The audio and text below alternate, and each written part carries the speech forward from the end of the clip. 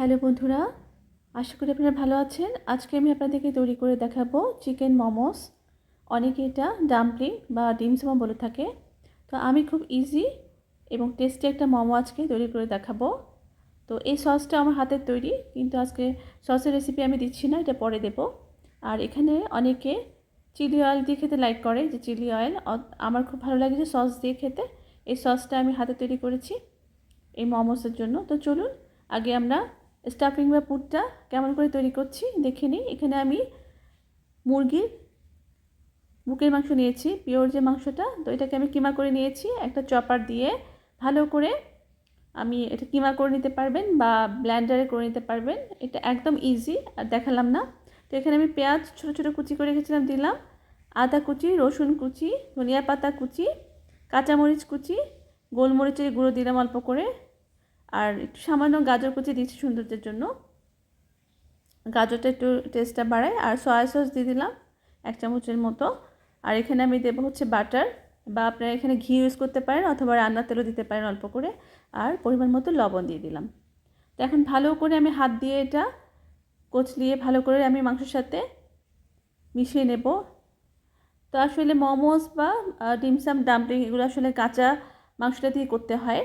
অনেকে মাংসটাকে আগে সিদ্ধ করে নেয়। তো এটা মোমোর যে অথেন্টিক যে ফ্লেভারটা ওটা আসে না, যে আমরা যে মজাটা পাবো এটা কাঁচা মাংস দিয়ে করলেই মজাটা আসে। তো হয়ে গেল আমার স্টাফিং বা পুরটা। তো আমি এক সাইডে রেখে এখন আমি মোমোর জন্য ডোটা তৈরি করব, মানে যেটা শেলটা বানাবোর জন্য। এখানে আমি 2 কাপ পরিমাণ ময়দা নিয়ে নিয়েছি। এখন আমি এখানে কর্নফ্লোর দিলাম 2 চামচ। এটা দেবেন অবশ্যই, দিলে এটা পারফেক্ট যে শেলটা হয় ওটা হবে।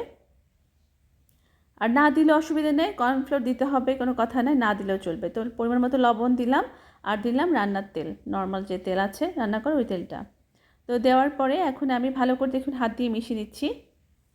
তো একদম ইজি, আমার রেসিপিগুলো ইজি, এখানে আর কোনো ঝামেলার কিছু নেই, আপনারা খুব সহজে বানিয়ে নিতে পারবেন। আর এখানে রুম টেম্পারেচারে পানি দিয়ে দিলাম, অল্প অল্প পানি দিয়ে আমি ডোটা তৈরি করব। এখানে কোনো কুসুম গরম পানি বা গরম পানি দেওয়ার প্রয়োজন নেই, একদম রুম টেম্পারেচারের পানিটাই দেবেন, নর্মাল পানি।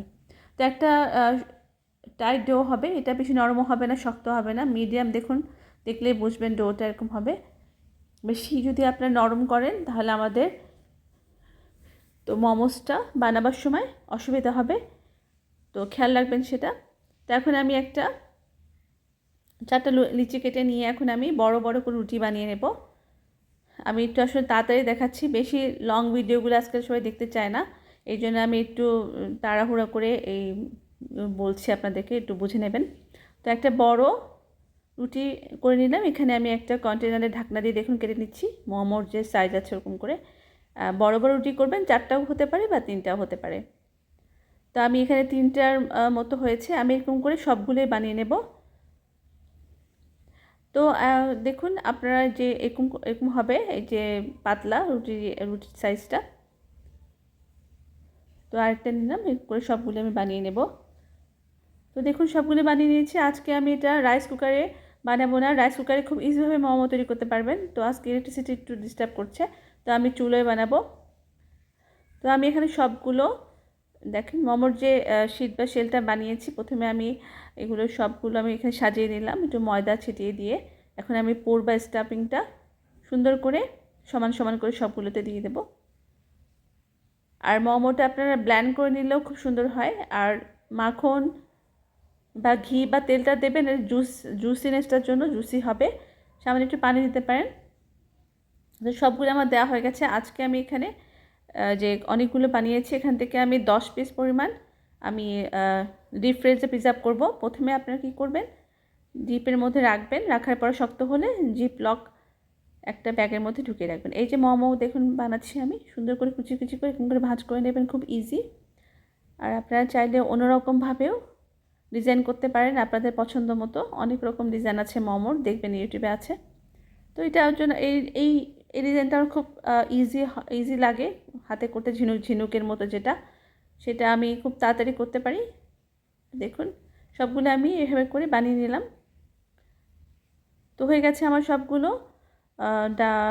মোমো তৈরি। এখন আমি একটা স্ট্যান্ডার বসিয়ে দিয়েছি চুলোয়। এটা আমি প্রথমে একটু তেল ব্রাশ করে নিয়েছি আগেই। তো নিচে গরম পানি দিয়ে এটা আমি ফুটিয়ে নিয়ে এখন এটা আমি স্টিম করব। ভাপে দিয়েছি, এখন আমি ঢাকনা দিয়ে দেব। আমি পাঁচটা করে দেব। মোমো কিন্তু একটু ফাঁক ফাঁক করে দিতে হয়, নাহলে ফুলে উঠলে একটার সাথে একটা লেগে যাবে। আসলে আমার এর থেকে বড় স্ট্যান্ডার নাই এখানে বাসায়, এই জন্য আমি এটার মধ্যে দিয়েছি। তো আমার তো প্রায় হয়ে গেছে, দেখুন এগুলো আমি একটু উল্টিয়ে দিয়েছিলাম। এখন আমি বাকি 5টা আবার দিয়ে দিলাম, দিয়ে এখন ঢাকনা দিয়ে দেবো আবার। চুলায় বানানোটা অনেক ইজি, আর একটু বড় বড় টাইপের একটু স্ট্যান্ডার্ড হলে ভালো হবে। আমার কাছে আসলে মোমো বানাবার আছে, কিন্তু আমি এখন খুঁজে পাচ্ছি না কোথায়। তো সবগুলো তো হয়ে গেছে, এখন আমি সসের সাথে পরিবেশন করলাম। তো দারুণ মজা হয়। তো কেমন হয়েছে আমাকে জানাবেন। তো এই সসটা দিয়ে খেতে ভালোই লাগে, তো বাসায় তৈরি করবেন। ভালো থাকবেন আপনারা, সুস্থ থাকবেন। আল্লাহ হাফেজ।